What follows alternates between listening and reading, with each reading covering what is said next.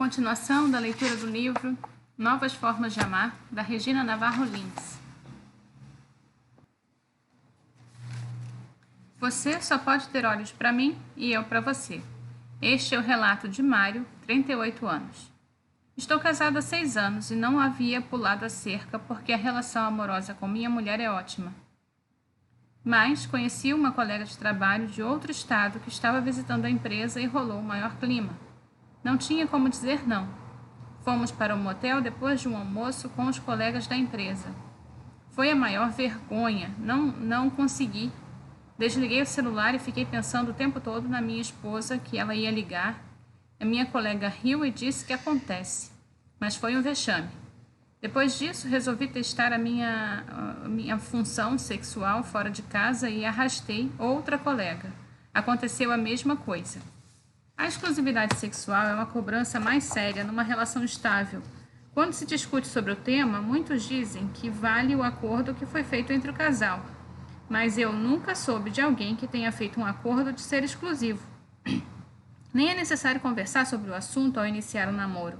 Isso já está implícito, que é uma exclusividade, que a exclusividade é a lei. Com toda a liberação sexual das últimas décadas, supunha-se que essa exigência de fidelidade diminuiria. Entretanto, não foi o que aconteceu. Ao contrário, ela se ampliou. A mulher passou a exigir também fidelidade do marido, coisa que nunca havia feito anteriormente. As pessoas exigem exclusividade porque na relação amorosa estável se cria uma situação de dependência emocional, sendo comum se depositar no outro a garantia de não ficar só. O medo da solidão e do desamparo leva ao controle, e parece que Mário, no exemplo anterior, é vítima de um poderoso controle da esposa. Laura Pines comenta: quando a monogamia vira trabalho, quando o desejo é organizado por contrato, com a contabilidade registrada e a fidelidade extraída como trabalho dos empregados, com o casamento parecendo uma fábrica doméstica policiada por uma rígida disciplina de chão de fábrica, planejada para manter as esposas, os maridos e os parceiros domésticos do mundo agrilhoados à maquinaria status quo, será que é isso que realmente significa um bom relacionamento? Eu acrescentaria que quando um dos parceiros abre mão de seus desejos por alguém, por consideração ou pela obrigação de exclusividade, o resultado pode ser desastroso. Geralmente desenvolve-se uma irritação pelo outro, responsabilizando-o por suas frustrações. Isso sem contar que o parceiro, mesmo sem saber, terá uma dívida eterna pela concessão feita. De onde vem isso?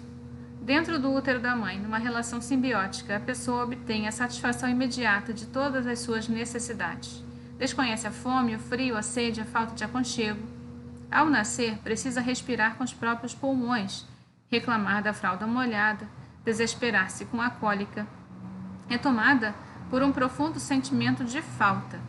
Uma angustiante sensação de desamparo a invade, sem retorno ao estágio anterior. Isso o acompanhará por toda a vida. O condicionamento cultural impõe uma relação amorosa estável e exclusiva com uma única pessoa como única forma de atenuar esse desamparo. É possível que essa seja a razão de nossa constante preocupação com a sexualidade do parceiro, porque o amor sexual adulto representa momentaneamente aquela forma mais primitiva de união, a fusão dos corpos, e que nos deixa inteiramente saciados. Pensar na pessoa amada com outra é uma tragédia. Precisamos confirmar o tempo todo que somos insubstituíveis para o outro.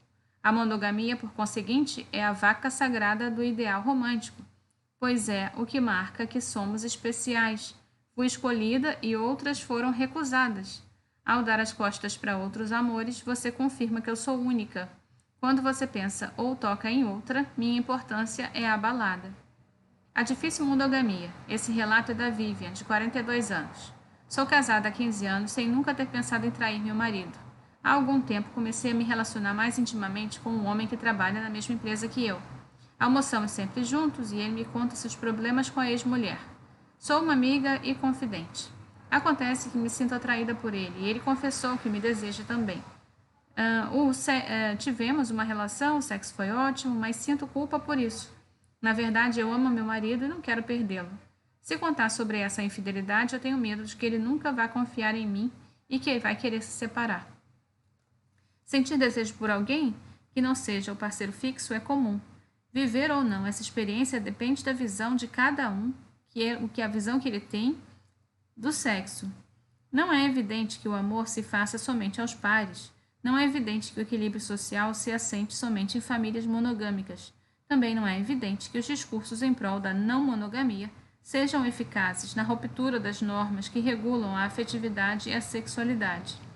De qualquer forma, a antropóloga americana Helen Fisher concluiu que nossa tendência para as ligações extraconjugais parece ser o triunfo da natureza sobre a cultura.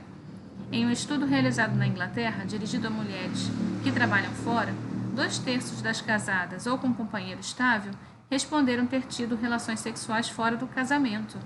Na ocasião da entrevista, quase das metades das mulheres confessou estar envolvida num caso, e 72% garantiram que era melhor fazer sexo com o amante. Ter mais de um desejo pode ser o maior tabu da intimidade moderna, mas amontoar a totalidade de uma libido nos estreitos limites domésticos e concordar com um mundo de desejos pré-retraídos também é, para alguns, a autotraição, no sentido mais pleno. Certa vez, a antropóloga Margaret Mead sugeriu que a monogamia é o mais difícil de todos os arranjos conjugais humanos, e ela não está sozinha.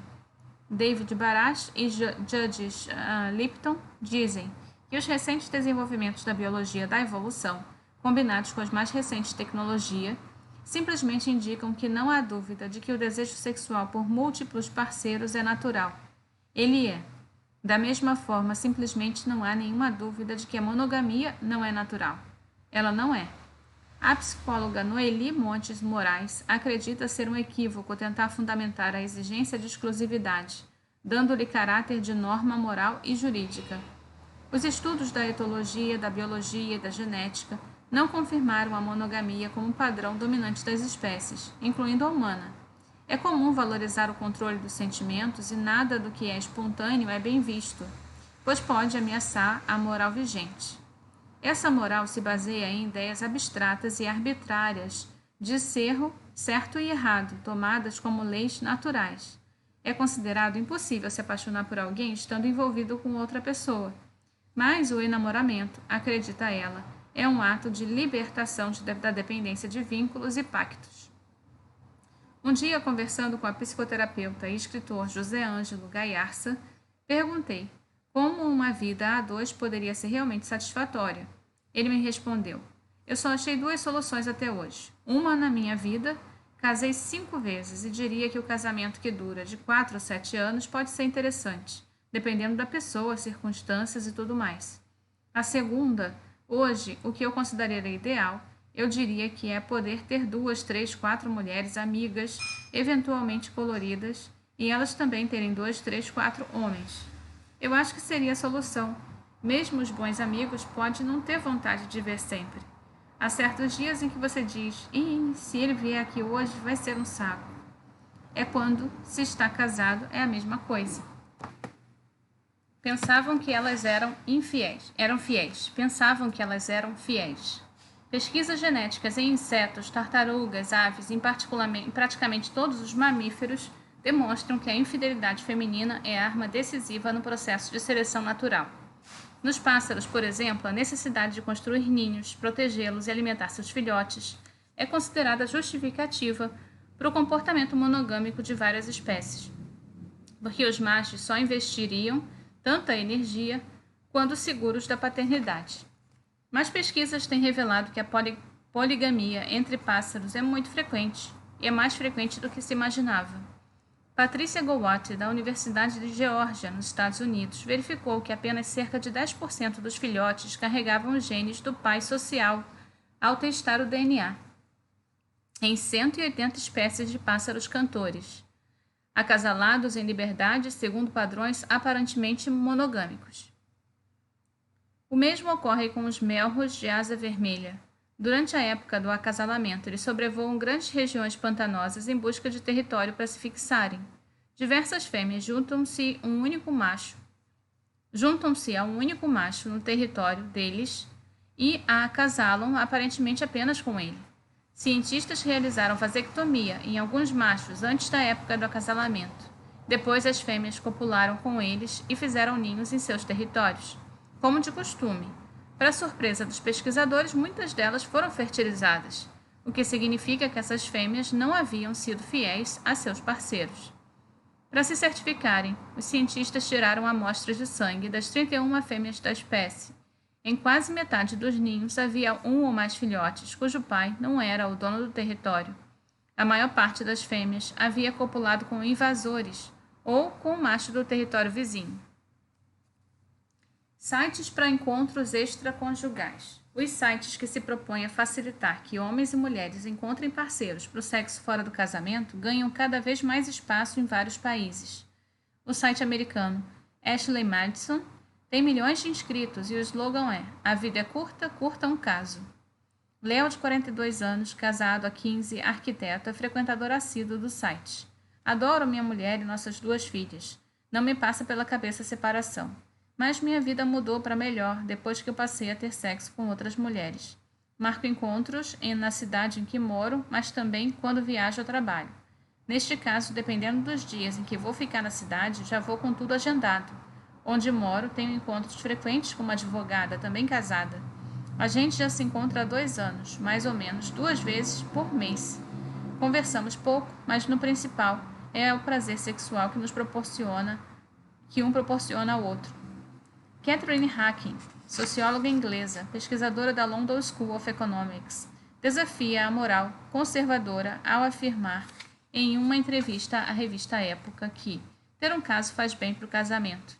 Em uma pesquisa em sites de relações extraconjugais, os usuários lhe contaram que buscam parceiros sexuais na internet apenas para suprir a falta de sexo comum na vida dos casais. Gostar de comer em casa diariamente não nos impede de ir a um restaurante de vez em quando. Eu acho exagero esse conceito que rotula a infidelidade como um terrível desastre e que, se acontecer na sua casa, é sua obrigação pedir o divórcio, diz ela. Catherine lembra que nos anos 60 e 70 era imoral ver jovens solteiros fazendo sexo antes do casamento ou morando juntos. Agora essas coisas são aceitas. Da mesma forma, sexo fora do casamento virou algo factível. A ideia ainda choca. Apesar de ser difundida nesses sites, para ela, hoje, sociedades como a França entenderam que a fidelidade sexual é uma questão de escolha e não pode ser imposta. Quanto à ideia muito difundida de que a relação extraconjugal só ocorre se a pessoa estiver infeliz em casa, há discordância. A socióloga conta que a maioria dos entrevistados estava feliz com o casamento e não queria que nada afetasse a vida familiar. Até por isso se preocupavam em manter o caso com discrição. Eles não pensavam em se separar do cônjuge, nem em se apaixonar ou viver um grande romance com outra pessoa. Queriam coisas que a relação, depois de 3 ou 4 anos, não consegue mais oferecer. Catarina acredita que as pessoas usam esses sites de encontro porque é comum no casamento fazer pouco sexo. Essa é a solução para permanecer no casamento. Mas há também quem tenha casos pela excitação e pela aventura, mesmo que o sexo do casamento esteja ótimo. Homens e mulheres sentem que a novidade acaba depois do período lua de mel. O outro se torna familiar e não causa tanta excitação.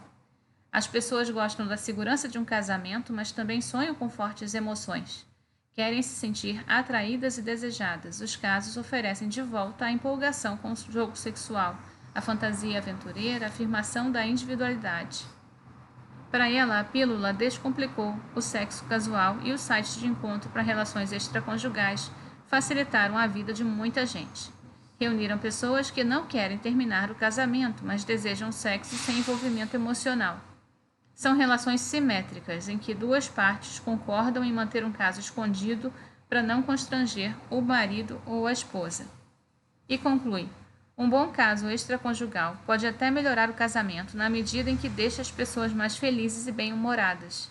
Um bom caso é aquele que não deixa a pessoa excessivamente ansiosa ou distante da esposa e do marido. É algo leve e sem cobranças. O papel dos amantes. A atração pelo amante cresce quando o casamento cai na rotina. A relação paralela, extraconjugal, por ser inacessível, assume um fascínio especial. Os amantes estão sempre à beira do momento especial. na expectativa do encontro, a superação do obstáculo evidente à realização do verdadeiro amor.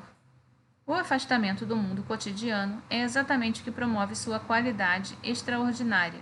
O amor pelo amante vive na imaginação. Francesco Alberoni faz uma análise interessante sobre a dimensão do amante na vida de homens e mulheres, que resumo nos parágrafos seguintes. Para ele, o erotismo pressupõe a ausência de preocupações com a pessoa com a qual estamos nos relacionando. Se existem problemas e envolvimentos externos desagradáveis, é preciso que haja um ato positivo de alienação, liberação. A área liberada e iluminada pode, então, ser preenchida pelo erotismo. Não é um espaço vazio, é um espaço esvaziado, onde podemos nos concentrar exclusivamente no prazer erótico e sua perfeição. O tempo passado com a amante deve ser um tempo extraordinário, livre de toda e qualquer preocupação. Um tempo separado, recortado do cotidiano, com um princípio e com um fim. Os amantes existem paralelamente a uma relação institucional, constituem outra dimensão na qual a pessoa se refugia e da qual retorna ao cotidiano. A dimensão do amante é a separação, o duplo e o paralelo. Essa dimensão é mais serena exatamente porque o seu tempo é limitado. A relação com o mundo é parcial. Tudo vai bem com o amante porque naquele tempo não há interferências, apenas perfeição erótica. O tempo limitado e separado é governável, como uma festa, um espetáculo teatral, férias e um baile. Às vezes, os dois estão apaixonados, mas um quer conservar o papel de amante para evitar que o amor invada toda a existência e crie um novo cotidiano, como se tem no casamento. Ou então para evitar ter que escolher. Existem relações entre amantes que podem durar anos e anos, até mesmo toda a vida, principalmente quando ambos são casados. Os dois não se encontram com muita frequência e durante o encontro não permitem que seja inserido nenhum elemento perturbador. São carinhosos, gentis, interessados apenas em dar prazer. Agem como dois cúmplices e cada um dá o melhor de si mesmo. O fato de essa relação estar limitada ao erotismo dá-lhe um caráter não compromissado. Mesmo que com o tempo se desenvolva um afeto sincero e profundo, talvez mesmo um amor, não existe amante sem que haja limite. Limite de tempo na oficialidade, na apresentação. Não existe amante que seja sem que haja segredo, conclui Alberoni. Quando o parceiro se relaciona com outra pessoa, Miguel, 43 anos, engenheiro. Tentei fingir que a minha mulher não estava tendo um caso, mas chegou a um ponto em que não deu mais para enganar. Os cuidados que ela passou a ter com o seu celular me levaram a espioná-lo e verifiquei que não havia ligações recentes, menos as minhas. Ela estava apagando os contatos. Decidi segui-la e constatei seus encontros. Estamos casados há 17 anos e ainda gosto muito dela, mesmo com a infidelidade. Eu não sei o que fazer, ou vou embora, ou finjo que não é comigo e arranjo alguém. Muitas pessoas têm relações extraconjugais, mas não admitem a hipótese de seu parceiro fazer o mesmo. A descoberta causa profunda dor pela crença tão difundida de que quem ama não deseja mais ninguém. Numa cultura em que as relações amorosas estão sujeitas ao controle monogâmico e impregnadas pelo discurso de um único amor verdadeiro, ver o parceiro ou parceira com outra pessoa parece encaminhar para um desfecho de agressão por ciúmes, reforçado por uma ampla produção cultural. As telenovelas, as músicas, a literatura e a mídia em geral agem como encorajadores da relação de poder exprimida pelo ciúme. Trata-se de uma cultura em que a falta de controle sobre a vida do parceiro não é facilmente admitida, mesmo com aqueles que se dispõem a enfrentá-la. As reações violentas de ciúme expressam esse domínio. Paulo Lemos diz que quando tentamos responder se é possível uma única pessoa, viver conosco por toda uma vida, sem que nos interessemos afetivamente ou sexualmente por outra, notamos que, não raro, a resposta é ambivalente. Damos-nos conta de que poderíamos, sim, viver com uma única pessoa por toda a vida, mas honestamente não poderíamos afirmar que não amaríamos outra pessoa ou não desejaríamos outra pessoa. Duplo padrão em declínio. O duplo padrão, homem pode, mulher não, que existiu até os anos 70, está desaparecendo. Durante 5.000 anos, os homens acreditaram ser somente deles o direito a relações fora do casamento. Mas começam a pensar diferente. A pílula anticoncepcional, possibilitando o movimento de emancipação feminina, e a revolução sexual foi fundamentalmente para a mudança dessa forma de pensar. Em 1970, uma pesquisa na França mostrou que a maioria das mulheres e dos homens acreditava que a infidelidade de um homem casado era uma coisa perdoável, enquanto em 1992 as mulheres majoritariamente já não consideravam esse comportamento aceitável. A crescente autonomia das mulheres no casamento e na vida social passou a se manifestar através de uma exigência maior em relação ao cônjuge, na medida em que é mais fácil para elas interromper uma relação não satisfatória. Numa relação amorosa estável, a cobrança de exclusividade sempre foi constante, mas com toda a liberação sexual passou a exigir mais esforço. O conflito entre o desejo e o medo de transgredir é doloroso, principalmente para a mulher. Ela foi ensinada a fazer sexo apenas com um parceiro fixo. Isso fez com que sentisse culpada no caso de ter uma relação extraconjugal. Mas o psicólogo italiano Willy Pazzini garante que o cenário não é mais o mesmo e que hoje o remorso da mulher desapareceu quase que por completo. As pesquisas confirmam isso, como a do New York Post, que concluiu que 9 entre 10 mulheres não nutrem qualquer tipo de sentimento de culpa. Cada vez se acredita mais que as restrições que muitos têm o hábito de se impor por causa do outro ameaçam bem mais a relação do que uma infidelidade. Afinal, reprimir os verdadeiros desejos não significa eliminá-los. Motivo das relações extraconjugais. Frequentemente, os estudiosos das relações amorosas reproduzem o senso comum. Muitos afirmam que as relações extraconjugais ocorrem por problemas na vida dos dois, na vida a dois, fim do amor, insatisfação, mágoas, ressentimentos, imaturidade, etc. Eu não ouvi nem li em quase nenhum lugar o que me parece óbvio. Embora haja insatisfação na maioria das relações estáveis, o sexo com outras pessoas ocorre principalmente porque variar é bom, e as pessoas sabem disso. Um relacionamento pode ser plenamente satisfatório do ponto de vista afetivo e sexual, e mesmo assim buscarmos outros parceiros. Afinal, todos estão constantemente expostos a estímulos sexuais novos provenientes de outros, que não são o parceiro atual. É possível que esses estímulos não tenham efeito na fase inicial da relação, em que há total encantamento pelo outro. Entretanto, existem e não podem ser eliminados. A maioria dos seres humanos já sentiu vontade de viver uma relação com alguém que lhe agradou, e isso não só devido a fatores físicos. Os mais variados aspectos podem provocar desejo, não somos historicamente limitados pela ideia de exclusividade. A questão é que não existe nenhuma evidência de que o ser humano é monógamo. Nenhum pesquisador chegou a conclusões sequer parecidas, induzido por falta de indicações. O ser humano tem buscado sempre um ideal que não se concretiza, a não ser na sua fantasiosamente. Penso que a única coisa que importa numa relação é a própria relação. Os dois estarem juntos porque gostam da companhia um do outro e fazerem sexo porque sentem prazer. Uma pesquisa com mulheres casadas que tinham casos extraconjugais concluiu que ter um caso é uma maneira que elas tentarem resgatar a individualidade que achavam ter perdido no casamento. A autora da pesquisa, que questionou a crença de que mulheres são monógamas por natureza e que mulheres com casamentos felizes não cometem adultério, recebeu ameaças. Ao aparecer no programa da TV Larry King Live, espectadores telefonaram para denunciá-la, mas alguns veículos parecem concordar com ela. A revista Elle disse às leitoras que um caso pode ser uma recarga sexual. A Harper's Bazaar sugeriu que os casamentos podem realmente melhorar com os casos extraconjugais. Como conseguem obter bastante êxtase em outro lugar, essas mulheres não estão inclinadas a reclamar, censurar ou encontrar defeitos no marido. A entrada de um terceiro. Esse foi o relato que eu ouvi de Rui.